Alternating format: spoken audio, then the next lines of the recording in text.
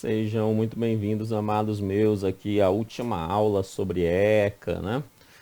Agora nós vamos fazer aí comentários sobre os artigos citados no edital da PM Paraná e Corpo de Bombeiro Paraná sobre a parte especial, tá? Sobre a parte especial. Essa é uma parte interessante, né? Onde que o examinador claramente ele deixou exatamente lá o que ele quer de vocês. Então, são artigos que claramente você precisa ler, são simples de compreensão, né? Para poder assim garantir essas questões na hora da sua prova. Não tem muito segredo nesses artigos não, tá? Então, vamos lá, citando os artigos que ele pede. Primeiro, ele começa lá sobre o ato infracional. E ele me dá essa definição, né? Ele fala assim, considera ato infracional a conduta descrita como crime ou como contravenção penal. Então, aquilo que um adulto faz é crime ou contravenção penal, será caracterizado para um adolescente ou uma criança como ato infracional. Simples assim, né? E aí ele vai dizer, ó, são penalmente inimputáveis, ou seja, não podem ser condenados, não podem cumprir pena os menores de 18 anos. Né? Simples assim, não podem cumprir penas, sujeito às medidas previstas nessa lei. Que medidas previstas nessa... Quais são as medidas previstas nessa lei? Ou medida socioeducativa, no caso de adolescente, ou medida educativa, no caso de criança. Beleza? Por quê? Porque eles não podem sofrer penas legais, criminais, porque eles não cometem crime, mas sim ato infracional. Tá? Então, menores de 18 anos são sujeitos a medidas socioeducativas, no caso de adolescente, e educativa, no caso de crianças. Parágrafo único, para o efeito dessa lei, deve ser considerada a idade do adolescente a data do fato. Então, é considerado no momento que ele cometeu o ato infracional. Simples assim, a idade no momento que cometeu o ato infracional. Se ele cometeu o ato infracional ainda com 17 anos, 364 dias, foi ali que ele cometeu, aquela data será caracterizada ainda como adolescente. Então, ele poderá ter ali uma medida socioeducativa, beleza? Tá? Mesmo que um dia depois ele venha se tornar maior, né? Mas quando ele cometeu a data do fato, ele ainda tinha 17 anos, então significa que é medida socioeducativa, beleza? O ato infracional praticado por criança corresponderão às medidas previstas no artigo 101. Ele não pede o artigo 101 para você, mas são as medidas educacionais, tá? Porque criança não tem medida socioeducativa, somente educativa, tá bom? Dos direitos individuais, bastante tranquilo, ó.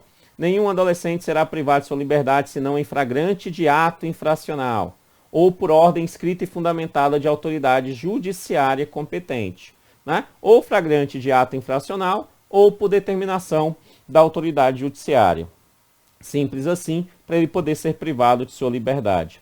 O adolescente tem direito à identificação dos responsáveis pela sua apreensão, devendo ser informado acerca de seus direitos. Né? Então, o adolescente tem que saber quem é o responsável pela sua apreensão. Simples, né? Bastante simples.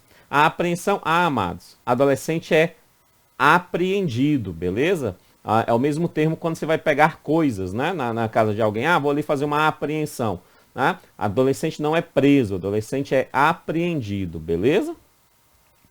De qualquer adolescente, o local onde se encontra recolhido serão incontinenti comunicados à autoridade judiciária competente à família do apreendido ou a pessoa por ele indicado. Então, vai informar, preste atenção, quando há apreensão de adolescente, né, vai informar imediatamente a autoridade judiciária, o juiz da vara da infância e juventude, a autoridade judiciária responsável por essa matéria, né, e também a família do apreendido ou uma pessoa que ele venha indicar. Tem que ser informado sobre a sua apreensão.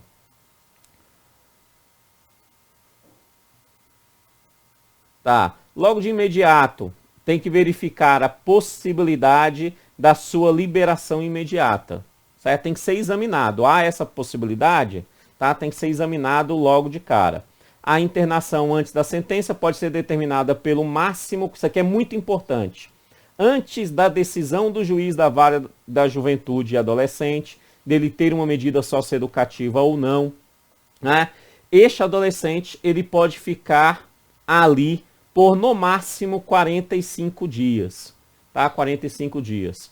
O trâmite, né, das ações por apreensão de adolescente que possa vir ter cometido ato infracional é muito mais rápido do que um processo de crime de um adulto. Muito mais rápido. Por quê? Porque não é crime. Então, e por conta dos direitos desse adolescente, você precisa fazer um processo muito mais rápido. Tá? É exatamente por isso que a internação deste adolescente, né, antes da decisão do juiz, se vai ter a medida socioeducativa ou não, é de no máximo 45 dias. Mas na maioria das vezes, né, o juiz decide por medida socioeducativa ou por libertação desse adolescente antes desses 45 dias. Tá? Esse é o prazo máximo que ele fica internado sem uma internação provisória, né? Sem ali a decisão do juiz sobre a permanência dele como autor do ato infracional ou não, se ele vai ter a medida socioeducativa ou não. Tá? Parágrafo da decisão deverá ser fundamentada e baseada em indícios, né, suficientes de autoria, de materialidade, demonstrada a necessidade imperiosa da medida. E ainda tem que ser garantida, né, tem que ser mostrado que a medida socioeducativa ela é importante. Né? Ela é necessária para aquele adolescente. Porque medida socioeducativa não é punição. Uma coisa que a gente tem que entender é isso.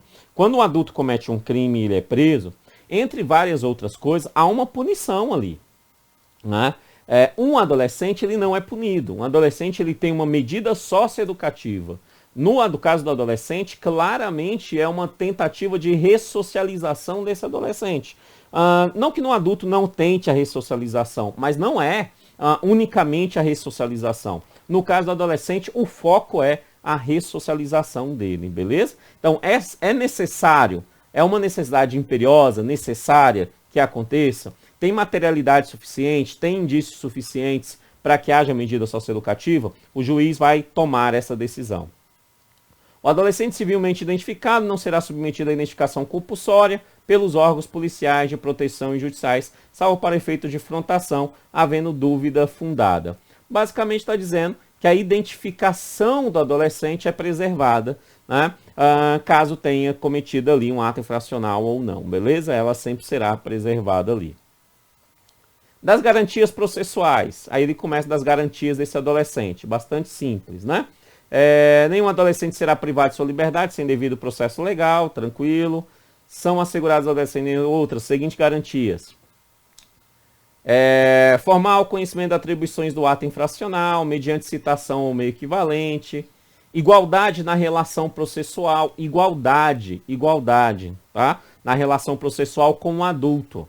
Isso significa que ele pode confrontar vítimas e testemunhas, produzir todas as provas necessárias à sua defesa. A questão é que é um processo muito mais rápido, tá, do que no caso de um adulto. Defesa técnica por um advogado, ele tem esse direito. Assistência judiciária, tal, e gratuita. Direito de ser ouvido pessoalmente pela autoridade competente. Direito de solicitar a presença de seus pais ou responsáveis em qualquer fase do procedimento. Qualquer fase ele pode solicitar ali a presença de seus pais. Bastante tranquilo. Da medida socioeducativa propriamente dito. Tá? Medida socioeducativa. Essas aqui são as medidas socioeducativas. Esse rol aqui de 7, né, incisos aqui, é o que podemos identificar como medida socioeducativa. Tá? Olha o que ele fala. Verificada a prática de ato infracional, então aconteceu o ato infracional, a autoridade competente, ou seja, o juiz, a autoridade competente, poderá aplicar ao adolescente as seguintes medidas. Advertência, já é uma medida. Obrigação do reparo ao dano, se possível, mas o juiz pode determinar. Prestação de serviço à comunidade, muito comum acontecer. Liberdade assistida, também é uma medida socioeducativa. Inserção em regime de semi-liberdade, né? O adolescente passa a semana lá, final de semana vai para casa, meio de semana ainda tem escola, tal. Inserção em regime de semi-liberdade. internação em estabelecimento educacional, né? Lembrando que essa internação é no máximo 3 anos. No máximo 3 anos. O juiz não estabelece, você vai ficar 3 anos. Não, o juiz estabelece assim, ó. Vai ter a internação em estabelecimento educacional. É isso, vai ter a internação em estabelecimento educacional. Aí, ele decidiu isso. A cada 6 meses, pelo menos, o juiz tem que avaliar, conforme as regras do Sistema Nacional de Socioeducação. Tá? Então, o juiz tem que avaliar e ele pode mudar para uma outra medida ou não. Beleza? Então, internação em estabelecimento educacional. Né? Qualquer uma das previstas no artigo 101, 1 a 4, né? Que são também vinculadas às questões educacionais. Então, as medidas socioeducativas são essas, né? São essas, a ata infracional. Algumas questões óbvias. O adolescente tem que ter capacidade de cumprir aquela medida socioeducativa, né? O juiz tem que levar em consideração as circunstâncias, a gravidade da infração, né? Em hipótese alguma, sob pretexto algum, será admitida a prestação de trabalho forçado, bem óbvio, né? Direitos humanos. Os adolescentes portadores de doença ou deficiência mental receberão tratamento individual ou especializado em local adequado às suas condições. Tá? A imposição das medidas de 2 a 6, né, pressupõe a existência de prova suficiente da autoria da materialidade da infração. Tá? Bastante simples. Ressalvada a hipótese de remissão. A advertência poderá ser aplicada sempre que houver prova de metralidade e indícios suficientes da autoria. Também bastante tranquilo. A advertência pode ser aplicada sempre que tiver ali prova de materialidade. Bastante tranquilo. Título 4, que ele pede também, das medidas pertinentes aos pais ou responsáveis. O que será feito com os pais ou os responsáveis? Encaminhamento a serviços e programas oficiais comunitários de proteção e apoio à promoção familiar, como, por exemplo, medidas do CRAS, né, do Centro de Referência de Assistência Social, do CREAS, do Centro de Referência Especializado em Assistência Social, né, das CAPs, que são os centros de apoio para pessoas. Então, as famílias podem ser encaminhadas a esses sistemas. Inclusão em programa oficial de auxílio, orientação e tratamentos a alcoólatras e toxicomanos, né? Encaminhamento a tratamento psicológico ou psiquiátrico, isso é a família, tá? São medidas aplicáveis aos pais. Encaminhamento a cursos ou programas de orientação. Obrigação de matricular o filho ou o pupilo e acompanhar sua frequência e aproveitamento na escola. Então pode obrigar o pai a matricular e ainda acompanhar, e obrigar o pai a acompanhar o aproveitamento e a frequência desse aluno na escola. Obrigação de encaminhar a criança ou adolescente ao tratamento especializado.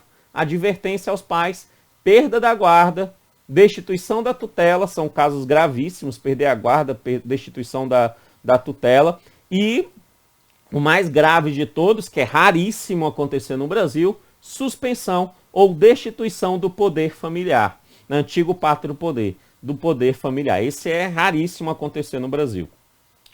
Mas acontece sim. Tá? Imagine que os pais são viciados em crack, não querem tratamento, não querem nada, tal. Tem ali parentes que querem cuidar da criança, do adolescente, né? Uma situação bastante complexa, pode ser que chegue nessa última situação aqui, tá? Suspensão ou destituição do poder familiar. A destituição do poder familiar, então, é raríssimo de se ver. Suspensão ainda você encontra aí, mas destituição é muito raro se ver, muito raro se ver. Na aplicação das medidas previstas, tá. Nas medidas, vai verificar sempre se vai acontecer maus tratos a esses adolescentes, opressão, abuso sexual, imposto pelos pais ou responsáveis. Beleza? Se tiver isso, é óbvio que você tem que verificar a possibilidade de separar essas crianças desses pais.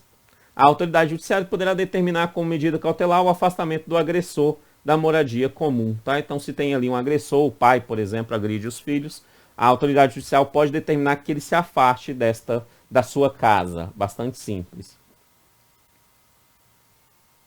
E aí vai falar da cautela, da medida cautelar sobre os alimentos, né? Então, ali os responsáveis por essas crianças, sendo o agressor, né, são obrigados ainda, o juiz pode determinar a obrigatoriedade de garantir os alimentos, né, a pensão alimentícia a crianças e adolescentes dependentes deles. E aí, a última informação que ele vem nos pedir é sobre o conselho tutelar. Né? Ele deixa claro que ele quer que você saiba sobre o conselho tutelar. Ele pede basicamente as disposições gerais sobre o conselho tutelar e as atribuições do conselho tutelar. É isso que o examinador pede para você. Tá? Então vamos a eles.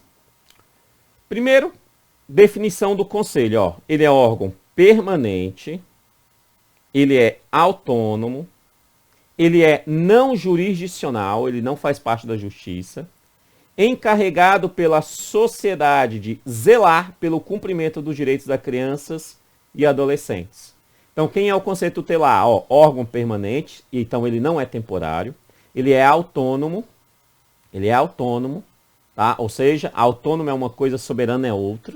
O que ele tem é autonomia, beleza? Autonomia. Ele é não jurisdicional, ou seja, ele não está dentro da justiça, ele está fora da justiça.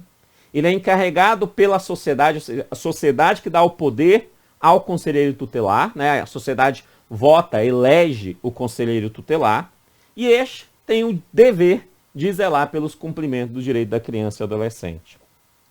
Aí vai colocar alguns aspectos. Em cada município e em cada região administrativa do Distrito Federal, é porque o DF não tem municípios, tá, amados? O DF ele é subdividido em regiões administrativas. Quando se fala em Ceilândia, Taguatinga, Planaltina, Sobradinho, não são municípios do Distrito Federal, mas são regiões administrativas. Ceilândia, Taguatinga, Planaltina, Sobradinho não tem, por exemplo, prefeito, não tem vereadores. No DF só existe o governador e a Câmara Legislativa com 24 deputados distritais. É uma estrutura diferente dos outros estados. É por isso que ele fala que em cada município, então no Paraná, por exemplo, cada município do Paraná, e no DF, cada região administrativa, haverá no mínimo, isso significa que pode ter mais, é no mínimo um conselho tutelar, como órgão integrante da administração pública local, compondo nesse conselho, a cada conselho, de 5 membros,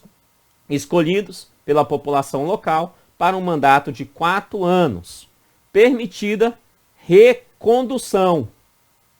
Então não é uma, é recondução. Isso significa que a pessoa pode ser reconduzida por várias vezes. Então é mandato de 4 anos, sendo permitida a recondução, pode ser várias reconduções, né? Desde que seja novamente, obviamente, eleito pela comunidade daquele município ou daquela respectiva região administrativa. Ok? Para a candidatura a membro do Conselho Tutelar serão exigidos os seguintes requisitos: reconhecida idoneidade moral, idade superior a 21 anos, tem que ser superior a 21 anos, residir no município, né? Ou no caso do DF, na região administrativa. Né? E o artigo 134 fala: lei municipal ou distrital disporá sobre o local, dia e horário de funcionamento do Conselho Tutelar, inclusive quanto à remuneração dos respectivos membros. Né? Tem alguns lugares que o membro recebe um salário mínimo, né, o conselheiro. Tem outros lugares que recebe bem, 4 pila, 5 pila por mês. Tá? Mas é a lei municipal ou a lei distrital, no caso do DF, que vai definir qual é a remuneração, né, desses conselheiros tutelar. E quando ele fala o horário de funcionamento, qual é o horário que o conselho tutelar vai estar aberto. Beleza? O horário que ele vai funcionar. Agora, conselheiro tutelar trabalha 24 horas por dia, beleza? Tem que ter os plantonistas lá, tá? Responsável por acompanhar tudo que está acontecendo no município.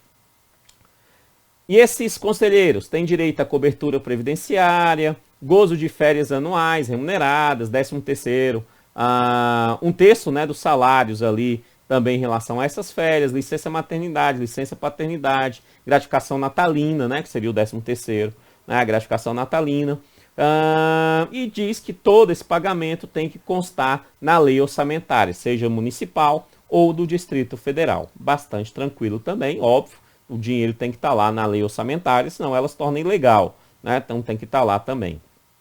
O exercício efetivo da função de conselheiro constituirá serviço público relevante e estabelecerá presunção de idoneidade moral. Tá? Então, o que o conselheiro faz é um serviço público relevante, tá? E ele já tem a presunção, por ser conselheiro, que tem idoneidade moral. Das atribuições do conselheiro, simples, né? É um rol aqui razoável, mas bastante simples.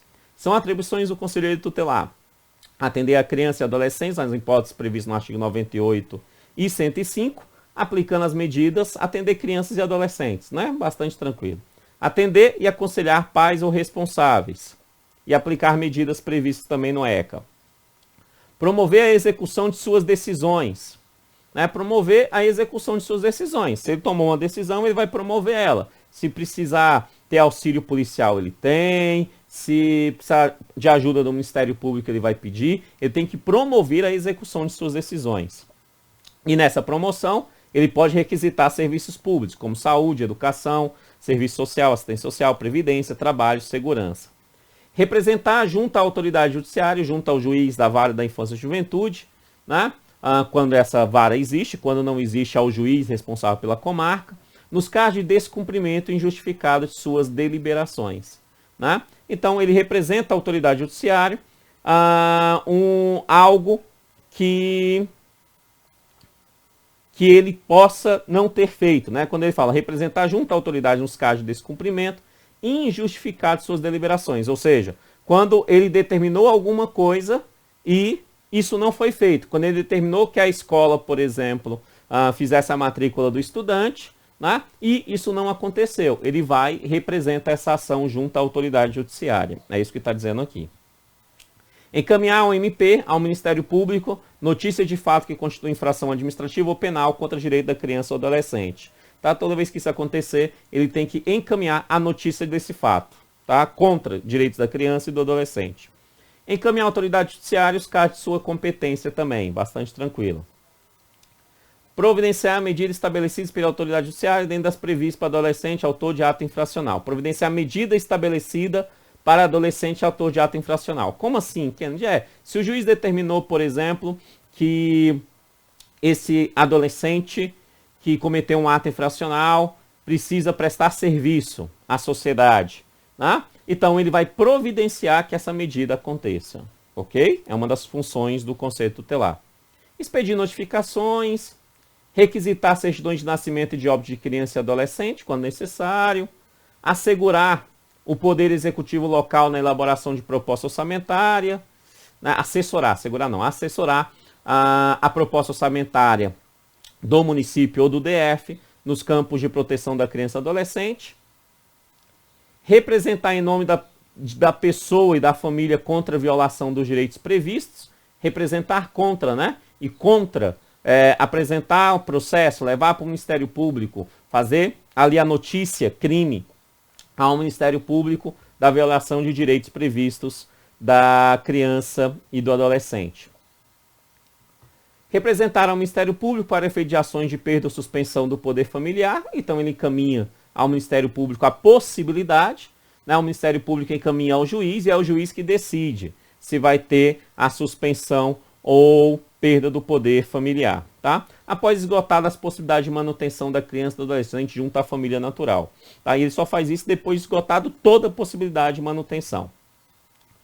Promover e incentivar a comunidade nos grupos profissionais, ações de divulgação e treinamento para reconhecimento de sintomas de maus tratos em crianças e adolescentes. Tá? Por exemplo, ele vai promover e incentivar que haja, por exemplo, nas escolas, que haja, por exemplo, nos postos de saúde, na atenção básica, treinamento para reconhecer sintomas de maus tratos, por exemplo, em crianças e adolescentes.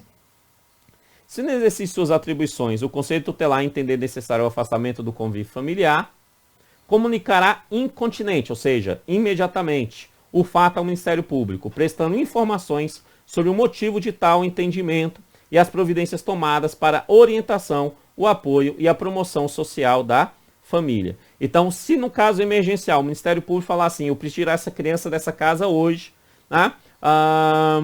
Ele vai lá e tira, mas ele tem que informar o Ministério Público o porquê que ele fez aquilo para tomar a partir daí as devidas medidas legais e sociais propriamente ditas, tá? E, finalizando, Obviamente, o artigo 137 é bastante óbvio, as decisões do Conselho Tutelar somente poderão ser revistas pela autoridade judiciária a pedido de quem tenha legítimo interesse. O conselheiro tutelar tomou uma decisão, só pode ser revista pelo juiz responsável, juiz da vara da infância e juventude ou um juiz de direito, né, responsável por aquela respectiva comarca. E é assim o que o examinador nos pede sobre a parte especial do ECA, parte bastante importante. Recomendo mais uma leitura sobre esses artigos para sua prova. Muito obrigado, que Deus abençoe. Valeu, tchau, tchau.